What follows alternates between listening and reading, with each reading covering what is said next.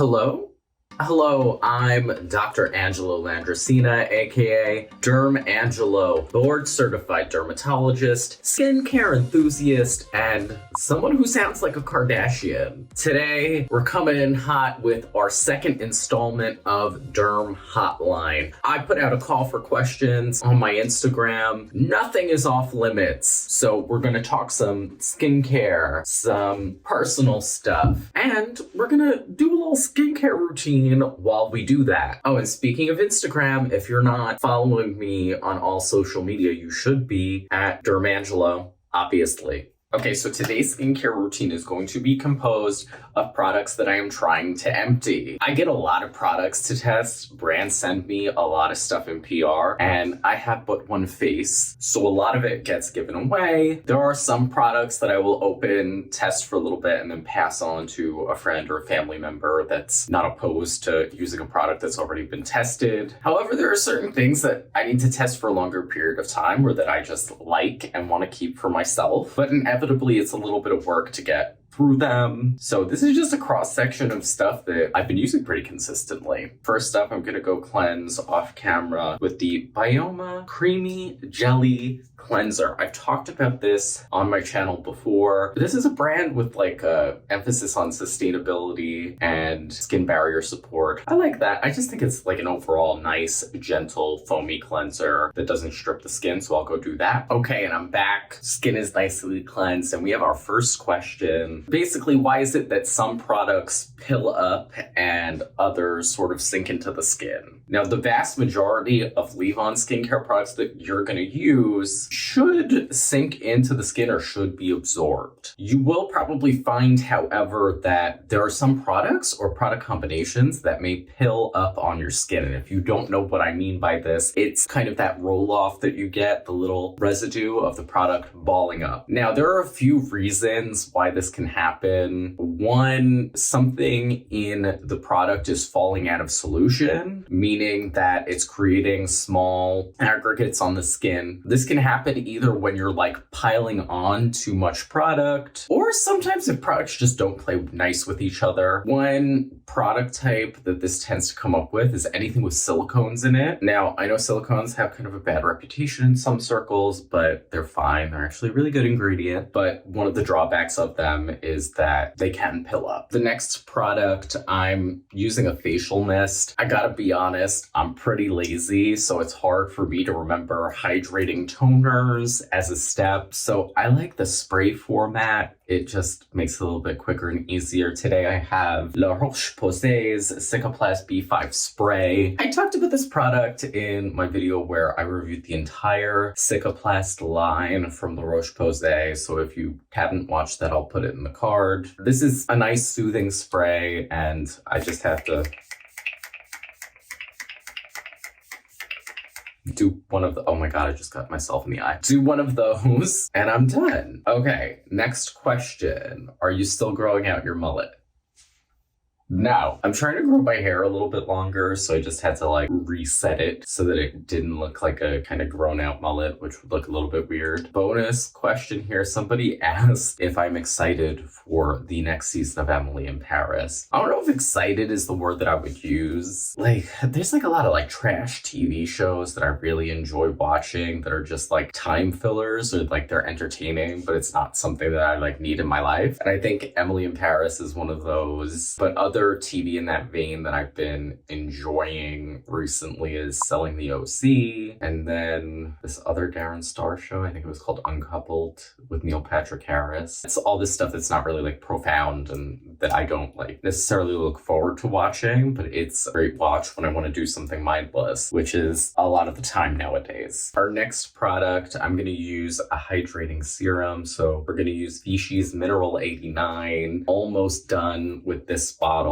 This is a nice hydrating serum. It's got Vichy's thermal water, which has been shown to, decrease some of the signs of irritation, as well as hyaluronic acid to just kind of lock water into the skin. I feel like this is a good pick for a hydrating serum if you have sensitive skin. So our next question, somebody asked about recommendations for stretch marks. Stretch marks are really hard to treat, especially when it comes to something over the counter or topical. So there have been some trials where they showed improvement using topical prescription retinoids, so like really strong stuff. The idea behind that is that retinoids can help with collagen production. In a stretch mark, you're missing some of the collagen there, so it's helping to restore that. Other ways that this could be done: microneedling, resurfacing lasers. Also, if you have redness in your stretch marks, you can consider vascular laser with your doctor. All that said, there are options for stretch marks. However, there's no one great fix. I'm gonna do another serum just because we're being extra and I'm trying to use up some product. So here we have the Cocokine Ceramide Barrier Serum. I feel like I kind of slept on this for a while just because I got onto their PR list a little bit later, and I know this is one of their hero products. And I really like it. I do feel like it's nourishing. Obviously, as the name suggests, it has ceramides in it. But what I had really been using this for was during the colder months when my hand dermatitis was really acting up. I was putting this on my hands before my nightly hand cream. So I would do like a hydrating toner, maybe that Cicaplast spray that I had used before, followed by this ceramide barrier serum, and then a nice thick hand cream. My number one go-to is the Neutrogena Norwegian formula. It is the OG hand cream for a good reason. And yeah, that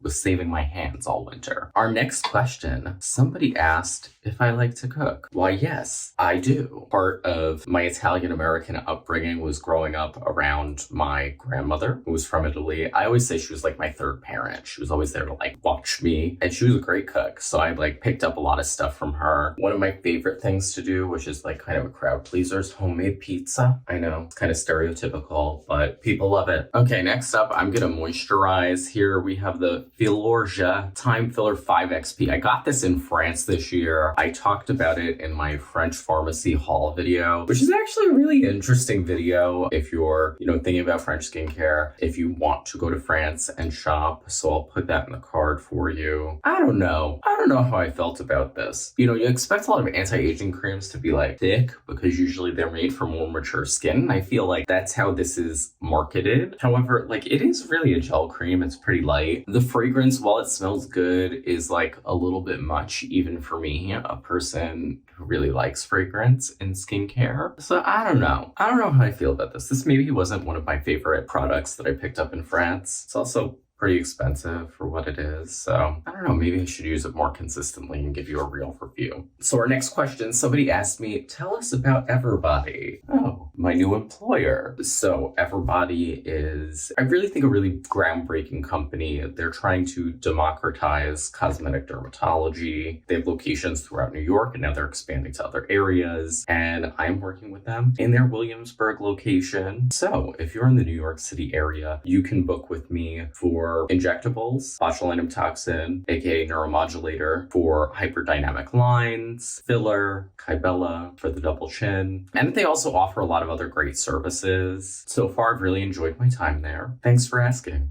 It's daytime, so no skincare routine would be complete without sunscreen. And today, I'm using the Biore UV Watery Essence. Sorry, it's Biore UV Aqua Rich Watery Essence. This is SPF 50 plus, PA 4 pluses. This is a legendary Japanese sunscreen. I covered it as part of my SPF 30 series, which you can catch on TikTok, Shorts, and Instagram Reels. I spent 30 days reviewing 30 sunscreens. In the past, I had tried the Biore UV Watery Gel, and I liked it, but I wish I had tried this sooner. Stylovana sent it to me in PR. If you don't know about Stylovana, they're a great website for K-Beauty and J-Beauty. And I have a coupon code with them that can save you some coins. My code is SHOPAngelo. I'll put a link down below for you to shop with them.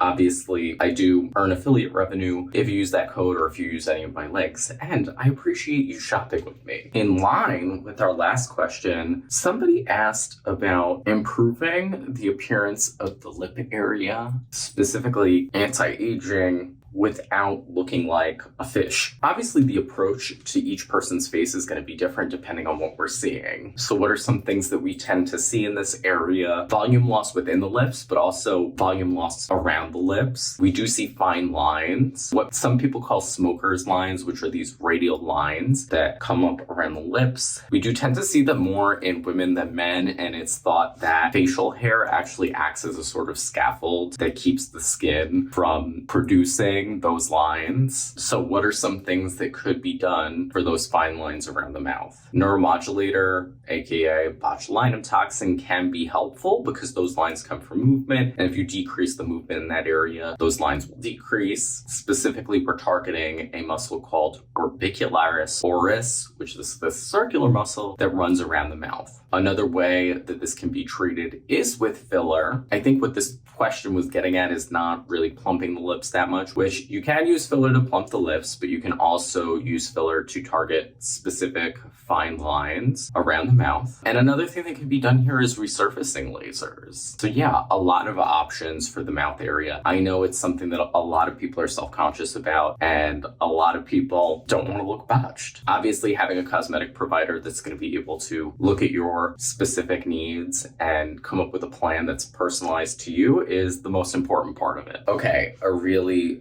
fun question that we got just to close out. If I had an unlimited budget, what 3 fashion items would I buy? I mean, it's hard to say because there's certain things that I want that are of historical significance. I would love one of the runway looks from Alexander McQueen's final complete collection. So it's called Plato's Atlantis, and I've been obsessed with it since 2009 or 2010 when it was first staged. I also like one-of-a-kind Margiela piece, so maybe one of the masks that he had the models wear in his first show in '89, but I don't know if those even exist. Or the tabby boots, the original tabby boots that were in that show. You all know about my obsession with tabby boots. And lastly, maybe for my own personal use, a Hermes Birkin 35. I've been looking at the resale market to try to buy one. I'm coming around to the idea of getting one used. It's better for the environment, and I like the look of, you know, a slouchy Birkin that's like lived a life and been worn in for me. Kind of like, you know, an Olsen Twins aesthetic. I'm finishing off with lip balm. This is the Rhode Peptide Lip Treatment in unscented, unflavored. I don't know what it is. I should really review this line for you all. I've been promising that, but maybe next week if I can motivate myself. Who knows? And there you have it. That was our second installment of Derm Hotline. If you like this video, give it a thumbs up. If you made it to this point, I guarantee you learned something, so you should give this video a thumbs up anyway. And subscribe if you're not subscribed. Why are you not subscribed? Hit subscribe and the bell thing so that you get notified every time I upload. Ciao.